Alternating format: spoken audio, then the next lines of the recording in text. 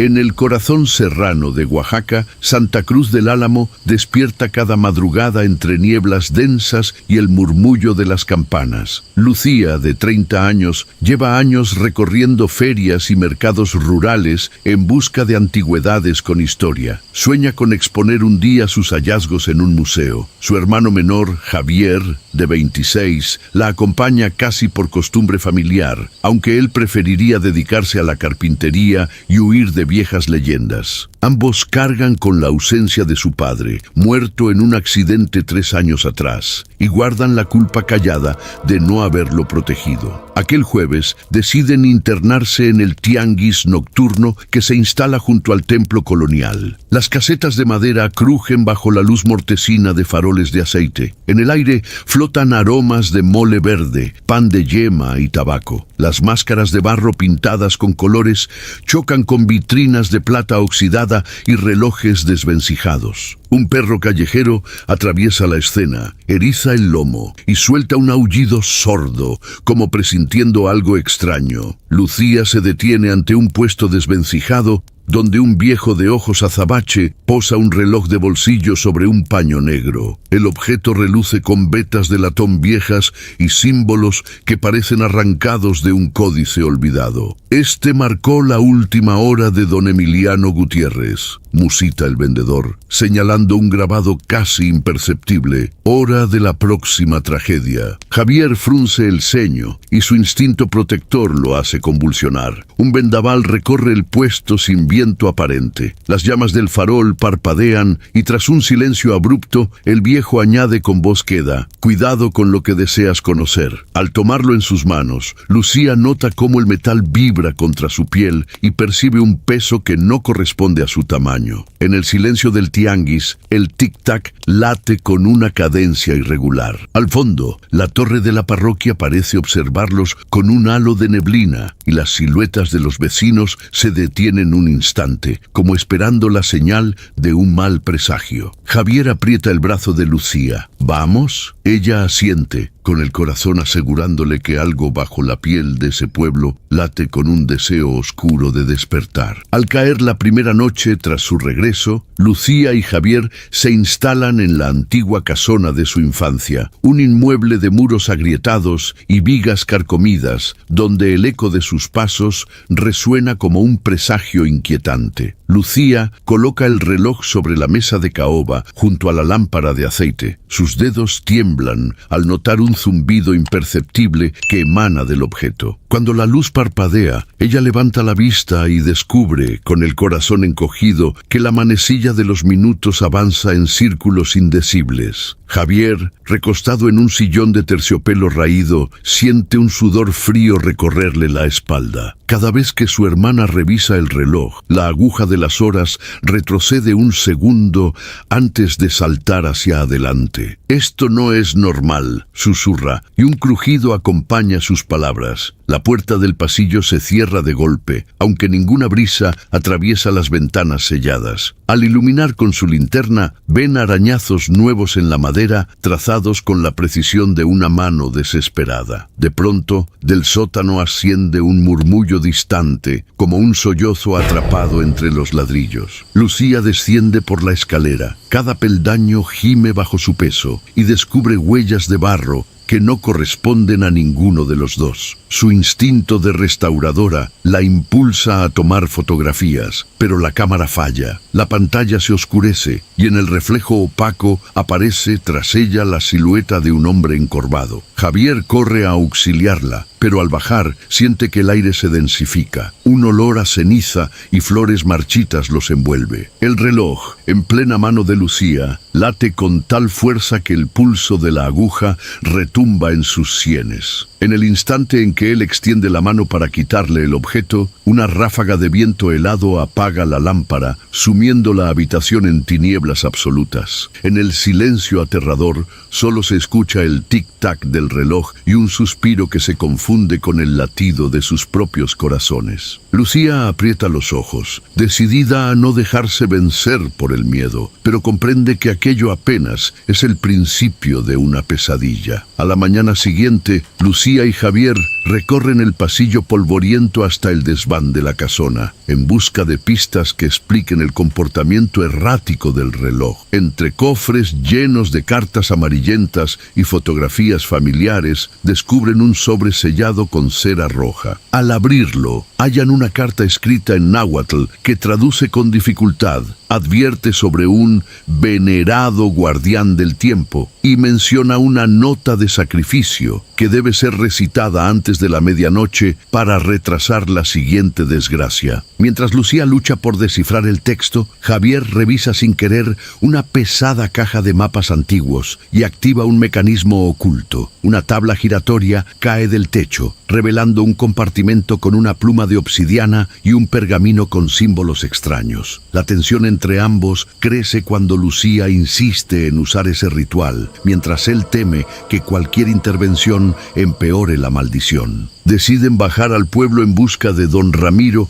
el encargado de la hemeroteca municipal, un señor enjuto con pómulos hundidos y voz cascada. En el pasillo de la biblioteca, el aroma a moho y tinta vieja les cala los pulmones. Ramiro los recibe con recelo y confiesa haber leído sobre el reloj de tragedias en un diario de curanderos, donde se narra que quien intente dominar su poder acaba convertido en el próximo canal de dolor. De regreso a la casona, un estruendo sacude las ventanas. Alguien arroja una piedra que estalla contra el vitral. Afuera, una figura encapuchada se aleja entre la niebla. Javier corre tras ella, pero tropieza con un montículo de escombros que no estaba antes. Al levantarse, descubre una estampilla con el mismo símbolo del reloj, un círculo atravesado por una flecha. Lucía, al verlo, siente un escalofrío. No están solos en esta búsqueda. Alguien o algo los vigila y conoce cada paso. Esa noche,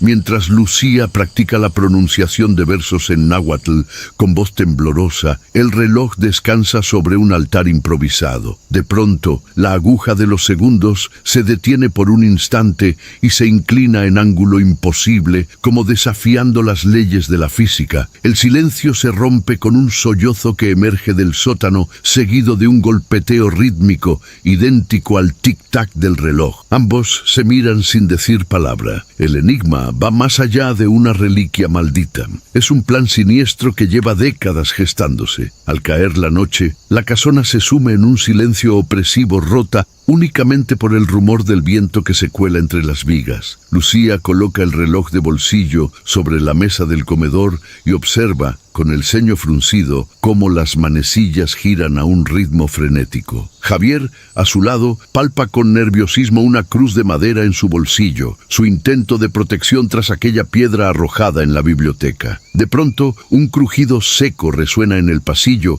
y la puerta principal se abre de golpe. Una figura encapuchada, envuelta en harapos oscuros, avanza sin hacer ruido, dejando tras de sí un rastro de polvo y ceniza. Sus pasos son tan leves que Lucía solo alcanza a distinguir la silueta erguida y un par de ojos cenicientos que brillan bajo la capucha. La aparición despliega sus manos esqueléticas y en un murmullo cavernoso exige el reloj. El aire se congela a su alrededor y brota un hedor a muerte. Javier, temblando, retrocede contra la pared. Lucía siente un nudo en la garganta. Sabe que si suelta el reloj, la maldición seguirá su curso, pero si lo retiene, arriesga una furia inimaginable. Elementos de la aparición: frío intenso que hiela la sangre, voz rasposa como arrastrar cadenas, ojos centelleantes que reflejan escenas de tragedias pasadas. Con la adrenalina al límite, Javier arroja su cruz contra la figura, intentando distraerla, pero el gesto solo provoca un silbido de desprecio. La entidad alza el brazo y un viento infernal apaga todas las velas de la estancia. En la penumbra, Lucía palpa el reloj y, guiada por la desesperación, recita con voz temblorosa uno de los versos en náhuatl extraídos del pergamino: Yehuapan tlacatl in tonatiu. Al pronunciar las palabras, el fantasma titubea un instante. Una luz mortecina emana del reloj, revelando la mandíbula desencajada de la figura y su pechera corroída por la herrumbre. Javier aprovecha para arrancar una de las tablillas sueltas del suelo y lanzarla contra el espectro, que retrocede con un alarido que les sacude el alma. En el instante en que la entidad golpea contra el zaguán del comedor, Lucía y Javier corren escaleras arriba. Tras ellos, un golpe final retumba como una explosión y los cimientos de la casa gimen. Ambos se detienen en el rellano, respirando con dificultad, conscientes de que esa fue solo la primera batalla y que la entidad ha reconocido en ellos una resistencia peligrosa. Al despuntar el alba, Lucía y Javier cargan el reloj de bolsillo en la mochila y se dirigen al corral donde guardan la camioneta pick-up familiar, un viejo modelo con motor tosudo que aún arrastra el polvo de cientos de viajes serranos. Lucía lucha contra el nudo de culpabilidad que le oprime el pecho. Teme que cualquier retraso condene a más inocentes, tal como siente que falló a su padre años atrás. Javier, en cambio, arde de rabia y frustración. Cada sacudida de la camioneta le recuerda la vida que quería forjar, lejos de viejas leyendas y casonas malditas. Al girar la llave, el motor gruñe y se apaga. Nuevamente, Javier golpea el volante con el puño mientras Lucía comprueba las bujías con manos temblorosas. El sol, borroso tras la neblina, tiñe los contornos de la casona con un tono sanguinolento. En el silencio tenso, el tic-tac del reloj late con convicción. Marca 15 minutos antes de que una nueva desgracia caiga sobre ellos. Deciden entonces usar la radio de la camioneta para pedir auxilio a don Ramiro, pero la sintonía transmite un silbido errático que se mezcla con el sonido de tambores distantes. Es como si alguien agarrara la antena y la retorciera, dice Javier con el ceño fruncido. Lucía, desesperada, intenta otra frecuencia y al fin logra un murmullo de voz. Aléjense, no salven nada. La transmisión se corta dejando un eco fantasmal. Con el corazón encogido, bajan y recorren el camino que lleva al pueblo. La neblina se espesa, engullendo los matorrales y levantando el follaje como brazos esqueléticos. Al cruzar el puente sobre el arroyo seco, notan que las vigas de madera crujen demasiado. Un paso equivocado basta para verlo derrumbarse. Javier se detiene y susurra: «No podemos cruzar».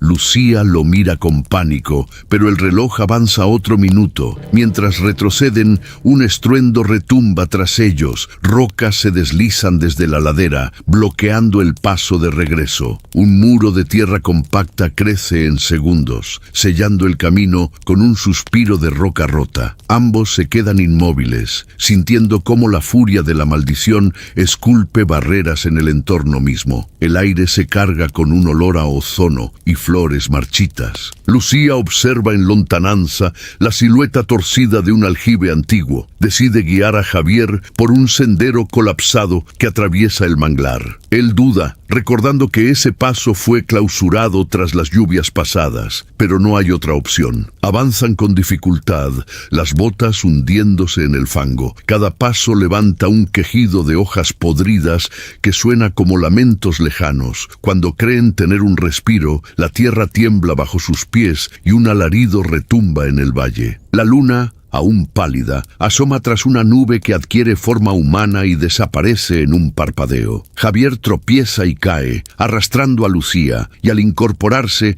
ven a sus espaldas un pantano de sombras que se alza con forma de jaula, delimitado por raíces retorcidas. La estructura encierra el camino de huida y pulsa al ritmo del tic-tac. Cada segundo, las ramas se cierran más. Lucía siente cómo la culpa y la desesperación la paralizan, pero al mirar a Javier, con la cara cubierta de barro y los ojos encendidos de rabia, encuentra la fuerza para susurrar un verso en náhuatl: Yanco tonatiu, siutli nemi. Un breve resplandor surge del reloj, descomponiendo momentáneamente las raíces. No es suficiente para romper la barrera, pero les otorga un segundo de claridad. La única salida es enfrentar la fuente del mal dentro de la casona. Tras el fallido intento de huida, Lucía y Javier regresan a la casona con el rostro cubierto de barro y el ánimo al límite. La neblina matutina se filtra por las grietas de las ventanas, arrastrando un eco antiguo que parece susurrar nombres olvidados. Deciden inspeccionar la biblioteca familiar,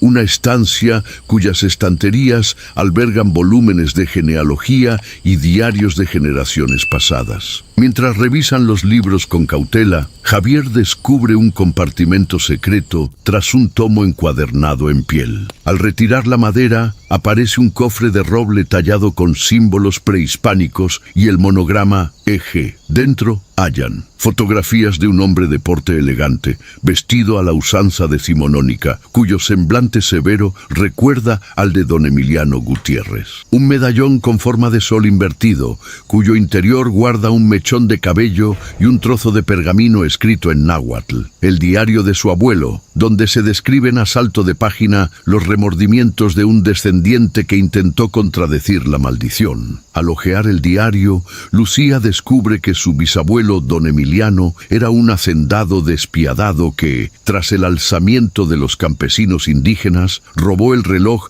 a la curandera zapoteca responsable de proteger a su comunidad. Para vengarse, ella invocó al venerado guardián del tiempo y pronunció un conjuro que ataría el destino de cada heredero a la sucesión de tragedias. Don Emiliano intentó destruir el reloj, pero solo logró fragmentar su maldición, liberando fragmentos de dolor que fueron transmitidos de generación en generación. Javier, con la voz quebrada, confiesa que su padre llevaba años estudiando aquel manuscrito y creía haber ideado un ritual de expulsión definitivo. Él sacrificó su vida, susurra, mientras apunta a una anotación que describe el incendio en que murió. Al parecer, la última línea del diario implora un acto de verdadera expiación. Sacrificar algo preciado, no por miedo, sino por redención genuina. El aire en la biblioteca se enfría y luciérnagas de polvo danzan en los haces de luz. Lucía comprende que la historia de su familia no es solo una crónica de abusos, sino una herida abierta que necesitan curar. Sostiene el reloj, sintiendo el pulso metálico bajo sus dedos, y entiende que solo al enfrentar el origen del mal con un acto de amor incondicional pueden contener la fuerza ancestral que amenaza con devorarlos. La tormenta que azota Santa Cruz del Álamo no es natural. Relámpagos sin trueno iluminan el valle y el viento trae un susurro de nombres olvidados. La casona, ya de por sí ominosa, se contrae y dilata como un cuerpo vivo que respira con furia. Cada paso por el corredor principal hace crujir las tablas, y las puertas se cierran solas, dejando caer un golpe seco que hace eco en el pecho de Lucía y Javier. Mientras intentan reagruparse en la sala, el reloj marca una hora distinta cada vez que parpadean las lámparas. La maldición despierta en nueva forma. Una ráfaga de aire helado atraviesa el cuerpo y se quedan sin aliento. Voces infantiles cantan corridos tristes desde el ático. Un retrato familiar llora manchas de pintura roja que gotean hacia el marco. El suelo se cubre de ceniza que al tocarse se convierte en cristales punzantes. Lucía, con la mandíbula apretada, recuerda la promesa de redención y siente que la culpa de generaciones pesa más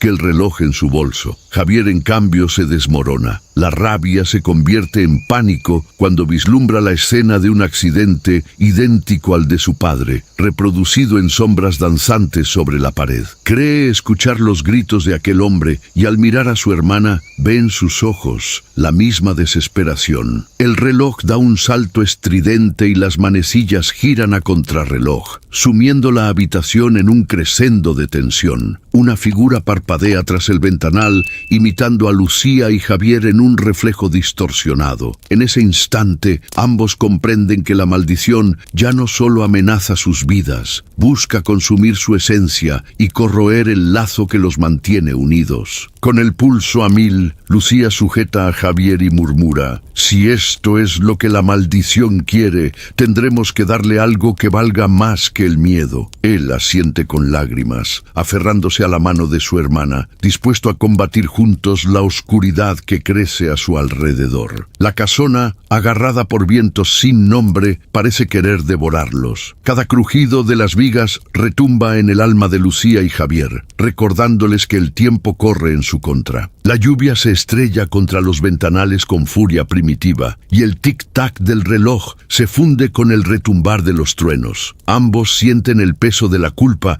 y el miedo a arrollarlos. Lucía con el remordimiento de su padre muerto, y Javier con la rabia de haberse atrevido a desafiar aquella maldición. El corazón les late en un compás frenético. Lucía piensa en el sacrificio genuino al que alude el diario. Teme no tener nada tan valioso que ofrecer. Javier, exhausto, apenas distingue la realidad de las alucinaciones, pues se le aparece el rostro de su padre entre llamas, suplicándole ayuda. En un arranque de desesperación, intenta romper el reloj contra el muro, pero el metal regresa ileso a sus manos, como si el objeto se reafirmara en su poder. La atmósfera se enreda con fenómenos cada vez más agresivos. Las sombras se alargan y se retuercen, formando figuras humanas que se alcanzan a escuchar suspirar. Un aliento gélido recorre el pasillo principal, obligándolos a cubrirse la boca con la mano. El retrato de la curandera zapoteca llora lágrimas de tinta roja. El suelo late bajo sus pies, como un corazón sepultado que busca latir otra vez. Agotados y sin un plan, caen de rodillas. El reloj marca apenas 3 minutos para la próxima tragedia. Susurros de dolor y promesas de venganza les inundan la mente. Lucía siente cómo el sudor y las lágrimas se mezclan y un fuego sordo brota de la medalla de obsidiana que Javier lleva colgada al cuello. Cada pulso del colgante les regala un destello de escenas pasadas, presentándoles a los ancestros sufriendo la misma desesperación. Entonces, ambos comprenden que han llegado a un callejón sin salida y que su única opción es enfrentarse al origen de la maldición dentro del sótano. Con las manos temblorosas se levantan el uno al lado del otro, sabiendo que el próximo paso podría costarles la vida o el vínculo que los mantiene unidos. El sótano de la casona huele a humedad y a ceniza antigua. Lucía enciende una vela mientras Javier coloca con cuidado la pluma de obsidiana y el medallón sobre un viejo atril de piedra. El reloj, colgando de la pared, marca 59 segundos antes de la tragedia. Los dos sienten el pulso en la garganta. Saben que este momento definirá su destino y el de su linaje. Al pronunciar el primer verso en náhuatl, un viento helado apaga la vela y la figura espectral de don Emiliano aparece flotando en el centro de la sala. Sus ojos huecos brillan con furia ancestral. Con voz cavernosa exige la reparación del daño, reclamando sangre o arrepentimiento verdadero. Lucía, con la voz temblorosa, ofrece su dolor más profundo. Confiesa haber huido del duelo por su padre y cargar culpa injusta sobre Javier. Él, sollozando, revela su miedo a repetir errores pasados y admite que sus años de odio los alejó de la verdadera familia. La entidad ruge y levanta la pluma de obsidiana dispuesta a desgarrar sus almas. Entonces, Lucía intercala su confesión con un acto simbólico. Parte el medallón por la mitad y lo coloca en las manos de Javier. Entre ambos recitan una plegaria de perdón y compasión. Las manecillas del reloj retroceden un parpadeo y emiten un resplandor blanco. En un estallido de luz, la figura de don Emiliano se estremece, se descompone en polvo oscuro y se disipa con un último lamento que se quiebra en silencio. El reloj cae al suelo con un golpeteo suave y sus manecillas se detienen para siempre. Lucía y Javier, abrazados, sienten cómo el frío abandona el sótano y una calma antigua se posa sobre sus hombros. Al despuntar el amanecer, la casona recupera un aliento silencioso. Los muros agrietados muestran vetas doradas cuando los primeros rayos del sol se filtran por los ventanales rotos. Lucía y Javier, agotados pero unidos, recorren los pasillos en penumbra, conscientes de cada eco de pasos, como un recordatorio de la noche anterior. El aire huele a copal quemado y a tierra revuelta. La purificación ha empezado, pero las cicatrices quedan a la vista. En el patio central, bajo el ahuehuete centenario, entierran los fragmentos del reloj y el medallón partido. Al hacerlo, comparten un último acto simbólico de redención. Lucía entierra el mechón de cabello robado de la curandera zapoteca, diciendo en voz baja: «Te devuelvo lo que nunca fue mío». Javier coloca la pluma de obsidiana y recita un verso en náhuatl para cerrar el pacto de protección entre su sangre y la tierra ancestral. Los granos de ceniza desaparecen en la tierra húmeda, como tragados por las raíces vivas del árbol. Un suave temblor sacude el suelo, acompañado de un susurro de voces lejanas que se disuelven en el viento. Ambos sienten un alivio hondo, mezclado con el peso de lo vivido. Horas más tarde, descienden al pueblo para enfrentar el juicio de los vecinos. En la plaza, lucen desaliñados y cubiertos de barro, pero sus ojos brillan con determinación. Los campesinos, testigos de piedras que cayeron y ríos que se elevaron, los reciben con miradas de respeto y algo de temor. Don Ramiro alza la mano y con voz temblorosa declara que la maldición ha cesado. El reloj ha dejado de gobernar el destino y el vínculo fraternal ha roto su condena. Sin embargo, el desenlace trae sacrificios inesperados. Lucía, al acomodar sus antiguas notas, nota que la inscripción «Hora de la próxima tragedia» ha reaparecido, apenas perceptible, grabada en una raíz que asoma junto al ahuehuete. Siente un escalofrío. La amenaza no ha muerto del todo, sino que duerme a la espera de otro despiadado guardián. Al caer la noche, hermanos y vecinos encienden velas y queman copal alrededor del árbol. Las llamas alzan el humo hacia el cielo estrellado, borrando momentáneamente cualquier vestigio de maldad. Lucía recuerda las palabras del diario, una promesa de vigilancia permanente. Javier, tomándola del brazo, afirma: «Mientras estemos juntos, ninguno de los dos temerá al tiempo». Y así, Santa Cruz del Álamo recobra su pulso cotidiano. Las campanas tañen sin estridencia. El tianguis vuelve a instalarse con risas y aromas de tortillas recién hechas. El viento, antes portador de sombras, ahora trae consigo el canto de los pájaros. Pero cuando Lucía cierra los ojos al dormir, escucha un leve tic-tac que parece emanar del tronco del ahuehuete. Una promesa y una advertencia. El reloj, en alguna forma, aún late. Al pie de la sierra de Oaxaca, la vieja hacienda de San Miguel se alza como un relicario polvoriento, rodeada de pinos que susurran con el viento. Mariana, fotógrafa de 20 y tantos, llega buscando reconocimiento. Carga la culpa de un accidente que truncó la vida de su hermano y espera redimirse con esta serie. Diego, pintor errante, añora los colores vivos de su infancia y cree encontrar en el adobe agrietado la chispa que lo devuelva a la inspiración. Ana, periodista escéptica, persigue fenómenos paranormales para exorcizar la pena por la hermana que perdió a manos de una secta esotérica. Luis, ingeniero auditivo, intenta probar que todo tiene explicación racional, en un afán de complacer a su padre, un riguroso científico. Al cruzar el portón oxidado, sienten el aroma persistente de copal y tierra rojiza. El patio central está salpicado de macetones quebrados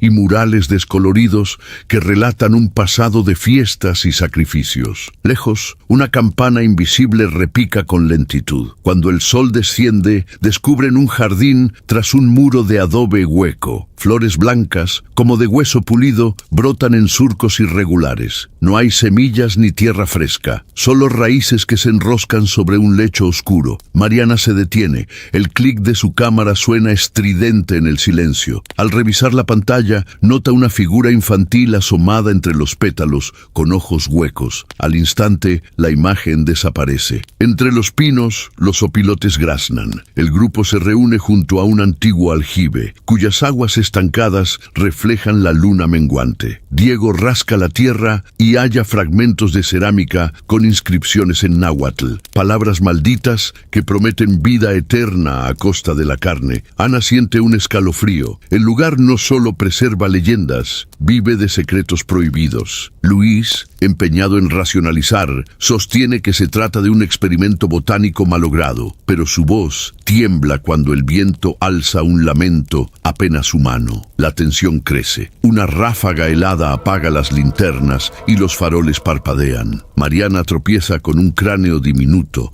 apenas del tamaño de un puño, pulido y sin fracturas. Sin querer, lo lanza al suelo y surge un crujido, como si miles de raíces se movieran bajo sus pies. Al volver la luz, las flores se inclinan en su dirección, como víctimas sedientas de carne fresca. En el silencio que sigue, cada uno comprende que no llegaron solo para documentar una leyenda. Algo los eligió para formar parte de aquel jardín. Al filo de la medianoche, el viento acaricia las vigas huecas de la hacienda y arroja un murmullo que parece surgir desde el subsuelo del jardín. Mariana, con el pulso acelerado, ajusta su cámara y capta un leve parpadeo de luz entre las flores óseas. Antes de que pueda enfocar, un cristalazo seco resuena junto al aljibe como si alguien hubiera arrojado una piedra, aunque no hay nadie visible. El grupo se organiza alrededor del aljibe. Mariana siente un vuelco en el pecho. El crujido la transporta a la noche del accidente de su hermano, cuando el vidriado de su coche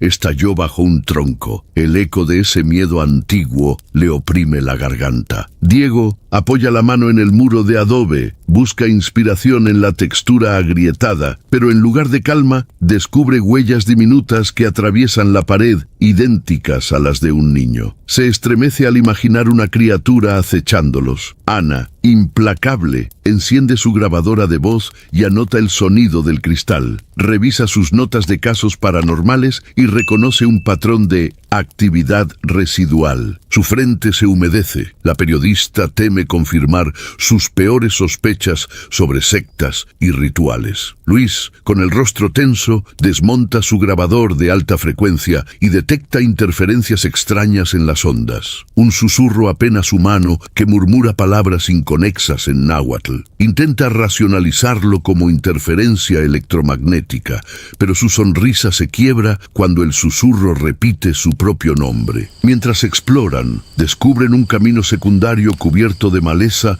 que no habían visto antes. Cada paso levanta nubes de polvo rojo y un hedor a carne podrida los golpea. Ana tropieza con un objeto metálico, un relicario en forma de calavera diminuta. Al abrirlo, encuentra un mechón de cabello oscuro y percibe el latido casi imperceptible de un corazón. Esa revelación provoca un crujido súbito en la puerta principal de la hacienda, como si cerrarse fuera un acto de voluntad. La tensión se dispara cuando las linternas titilan y cada uno siente por un instante que las flores del jardín giran sus cabezas hacia ellos. Un susurro colectivo llena el aire. ¡Vuelvan! Luis tira del brazo de Mariana, pero ella se congela al escuchar la carcajada apagada de un niño perdido. El grupo se da cuenta de que ya no están solo observando el jardín, sino que forman parte de su macabro ritual de bienvenida. Al despuntar la mañana, la luz se filtra entre los muros agrietados de la hacienda, pintando las sombras con tonos sepia. El grupo decide inspeccionar el interior buscando pistas en los antiguos corredores, puertas carcomidas, murales semi-borrados y un pasillo que emana un frío antinatural. El aire sabe a ceniza y humedad, y cada paso retumba como un latido. Los conflictos internos y motivaciones afloran. Mariana sigue atormentada por la culpa de su hermano y espera que desentrañar la verdad la redima. Diego, obsesionado con capturar la belleza macabra, lucha por contener el vértigo que le provocan las visiones de rostros infantiles entre las grietas. Ana siente que su escepticismo se resquebraja ante evidencias imposibles. Teme confirmar que su investigación puede costarle la cordura. Luis vacila entre su formación científica y el terror visceral que lo atenaza cuando escucha susurros en la resonancia de las paredes. Entre el polvo, descubren una trampilla oculta bajo una alfombra deshilachada. Al abrirla, hallan un sótano inundado de agua estancada y estalactitas de óxido. En un nicho aparecen frascos con pétalos marchitos y un cofre de madera tallada. Al forzarlo, brotan cartas escritas en náhuatl mezclado con español, rellenas de plegarias y nombres de víctimas sacrificadas para nutrir el jardín. La tinta se desliza como sangre fresca. Mientras traducen las misivas, un temblor sacude la estructura y las linternas parpadean. Desde el fondo del sótano emerge un lamento largo, casi musical, que nombra a cada uno con voz de anciana. El pánico crece. La única escalera de acceso se hunde en el barro, atrapándolos. Desesperados, encaran la decisión de internarse aún más en la oscuridad para encontrar otra salida o regresar al jardín maldito, sabiendo que la tierra movible quizá los devore vivos. La noche se cierra como un puño sobre la hacienda cuando el grupo, tembloroso, sube de nuevo a la planta baja tras su descubrimiento en el sótano. Un silencio espeso llena los pasillos. Ni un murciélago se atreve a quebrarlo. De pronto, un crujido seco proviene del salón principal, donde un viejo toldo carmesí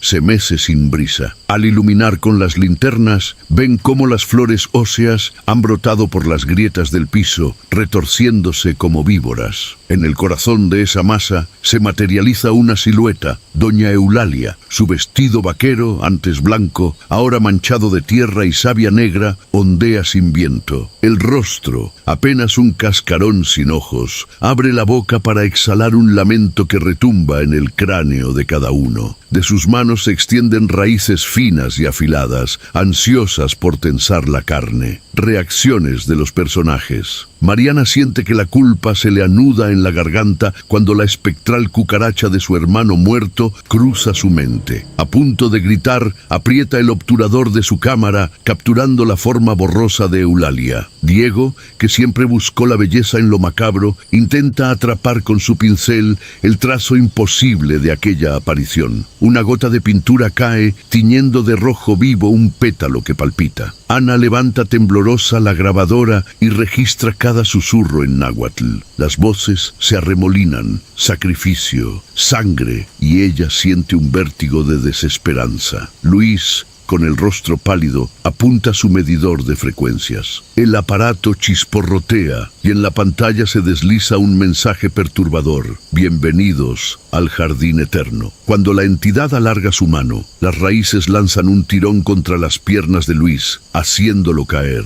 El suelo vibra como un corazón latiendo bajo el piso. Eulalia susurra el nombre de cada uno, revelando secretos que jamás compartieron. La traición de Diego, la duda de Ana, el miedo de Mariana y la incredulidad de Luis. Cada palabra hiere más que un puñal. La linterna de Ana parpadea y se apaga. Un silencio absoluto precede al estallido de flores carmesí que brotan de la madera y cubren la sala. El grupo, atrapado, comprende que el peligro dejó de ser rumor para volverse carne y raíz. El aire en la sala principal está enrarecido de humedad y savia negra cuando el grupo decide romper ventanas y puertas para escapar. Al primer golpe, un chasquido metálico hace crujir las bisagras, pero un látigo de raíces surgen del marco e inmoviliza la madera, impidiendo su paso. Los esfuerzos individuales se intensifican. Mariana busca entre sus objetos de fotografía un flash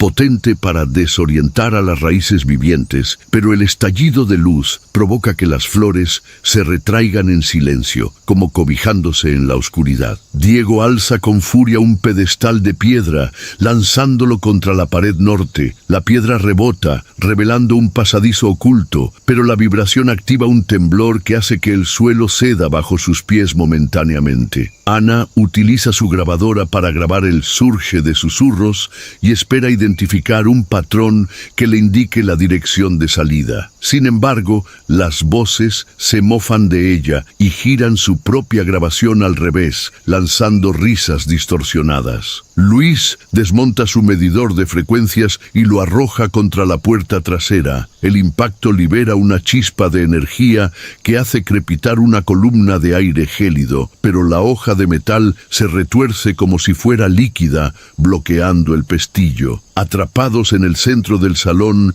sienten cómo el suelo comienza a hundirse hacia un pozo recién abierto. Cada uno debe elegir retroceder y enfrentar a Doña Eulalia o arriesgarse a descender al abismo subterráneo que emerge bajo sus pies. El umbral explora sus peores miedos, sombras danzantes, el llanto lejano de niños y la certeza de que cada decisión los acerca al corazón mismo de la maldición. Al cruzar el umbral que descubrieron bajo el jardín, el grupo desciende por una escalera de piedra cubierta de musgo. El aire huele a humedad y a copal rancio, y las paredes están grabadas con símbolos zapotecas y cruces cristianas superpuestas, como si dos mundos hubieran tratado de reclamar el mismo terreno. En el centro de la cámara subterránea, un altar de piedra tallada muestra un cráneo humano coronado por pétalos secos. A un costado, un códice doblado en piel de animal contiene versos en náhuatl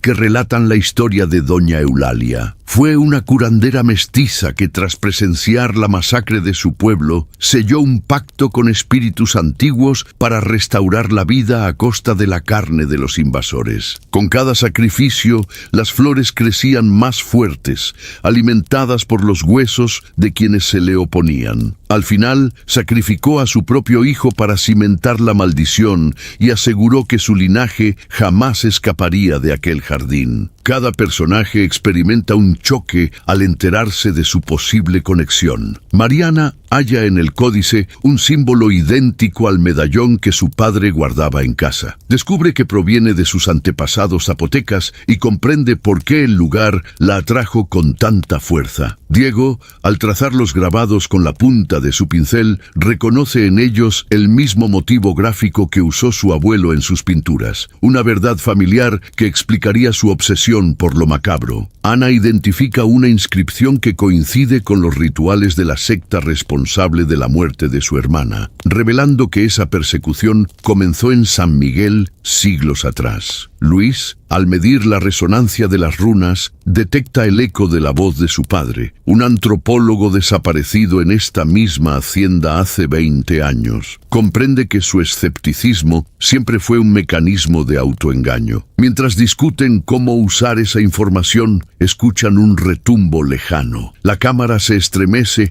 y una grieta conecta el altar con un pozo de aguas negras. Una corriente de viento trae el murmullo de miles de voces. El linaje debe pagar. Ante la revelación, las fisuras en el grupo se agrandan. Algunos creen que destruir el códice romperá la maldición. Otros temen que quemarlo solo libere una fuerza más oscura. La tensión estalla cuando descubren que para sellar el pacto, uno de ellos debe ofrecerse como sacrificio consciente. La madrugada transcurría densa, como si la hacienda respirara con voluntad propia. Cada paso en los corredores retumbaba con un murmullo de raíces desplazándose bajo el suelo. El jardín de la superficie ya no solo se limitaba a macetas y surcos. Una maraña de tallos óseos se filtraba por las rendijas, atravesaba puertas y se enroscaba en los tobillos de quienes intentaban huir. Mariana, con la cámara temblando en la mano, captó hojas partidas que goteaban un néctar rojizo. Al revelarlas en la pantalla, descubrió en primer plano sus propios ojos reflejados, tapizados por un velo carmesí. Esa visión despertó en ella el instinto ancestral de protección. Comprendió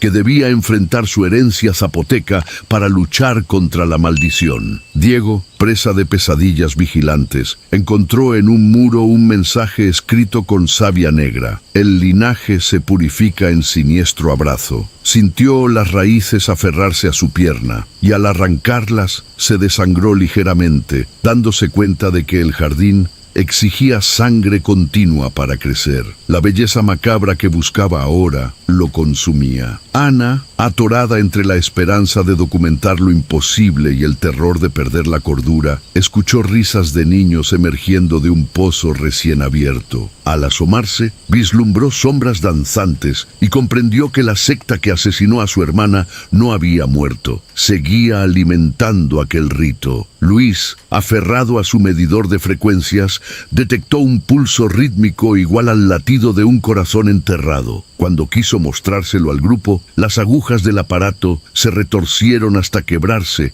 y un grito gutural retumbó entre las paredes. Doña Eulalia no toleraría más resistencia. El grupo, desangrado y dividido, comprendió que la amenaza ya no era solo el jardín, sino la necesidad de decidir quién se sacrificará para contenerlo, antes de que el jardín mismo los devore. El corredor subterráneo se estrecha hasta volverse un pozo de paredes palpitantes, cubierto de raíces negras que exudan un sudor aceitoso. La luz de las linternas es débil y parpadea, proyectando sombras que se retuercen sobre la piedra húmeda. Cada respiración se siente pesada, como si inhalaran el propio barro que los rodea. Mariana, con las rodillas flojas, apoya la cámara contra la pared para sostenerse. Sabe que el jardín la llama con la voz de su hermano muerto, suplicándole que se una al festín macabro. El latido de su culpa crece con cada susurro: «Redímeme». Sus manos tiemblan y la cámara le cae al suelo, haciendo un eco lastimero. Diego, con el pecho abierto al terror, se acurruca contra el frío. Ve grabado en su mente el instante en que arrancó raíces de su pierna y sintió la sangre como tinta vital de la abominación. Ahora escucha un siseo y comprende que esas raíces se multiplican dentro de su propia carne, prometiendo un crecimiento imparable. Ana, hundida en el barro, repasa cada grabación buscando pistas racionales y solo encuentra carcajadas distorsionadas que se burlan de su dolor. Su fe en la lógica se ha quebrado. La maldición no es un mito, es un pozo sin fondo. Cada paso que da la hunde más profundo en la locura. Luis, aferrado a un trozo quebrado de su medidor, presencia cómo las runas en las paredes arden con savia caliente. En su mente resuena la voz de su padre, que le enseñó a no temer lo desconocido. Pero aquí, en esta oscuridad viscosa, la esperanza se disuelve como ceniza bajo la lluvia. Al fondo del corredor, un umbral de raíces entrelazadas late como un corazón sepultado. No hay salida visible, solo un dilema atroz: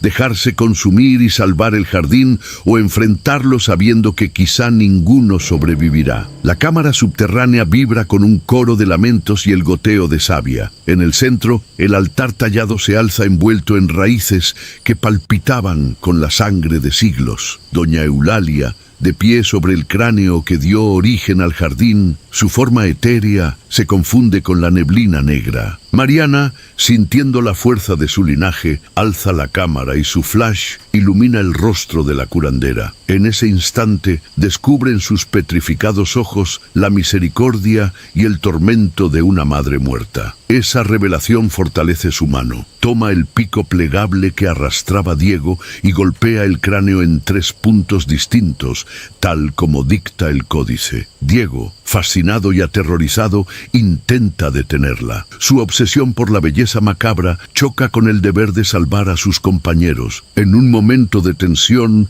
las raíces lo envuelven y una lágrima roja cae de su mejilla al darse cuenta de que su arte alimentó la maldición. Ana, con la grabadora en mano, recita en voz alta la plegaria de liberación traducida del códice. Su voz tiembla, pero al pronunciar las últimas palabras, el murmullo de las voces se convierte en un grito unísono que sacude la cámara. Luis, por fin convencido de que la ciencia y la fe pueden converger, conecta los fragmentos restantes de su medidor a los símbolos grabados en las paredes, generando una descarga que calcina las raíces a su alrededor. La corriente atraviesa el altar y el cráneo, prolongando un gemido agónico. Con el último golpe de pico, el cráneo se quiebra en 1000 astillas. Un estallido de luz blanca borra el horror y el suelo tiembla con fuerza. Las raíces se retraen, las lianas se deshacen en polvo y el susurro de Eulalia se convierte en un suspiro final. Por fin, el jardín sepultado colapsa, abriendo un pasaje que conduce a la calma de la madrugada. Cuando salen al exterior, la primera luz del alba tiñe todo de oro. Sin embargo, cada uno lleva en el cuerpo una hebra casi imperceptible de raíz, recordándoles que, aunque la maldición se rompió, parte de ella perdurará en ellos. El sol de la mañana se levanta sobre San Miguel con un silencio que pesa como plomo fundido. Los 4 emergen del pozo derruido, cubiertos de tierra reseca y salpicados por diminutas hebras de raíz negra que tiemblan bajo la piel. Nadie pronuncia una palabra hasta que Mariana, con la voz rasposa,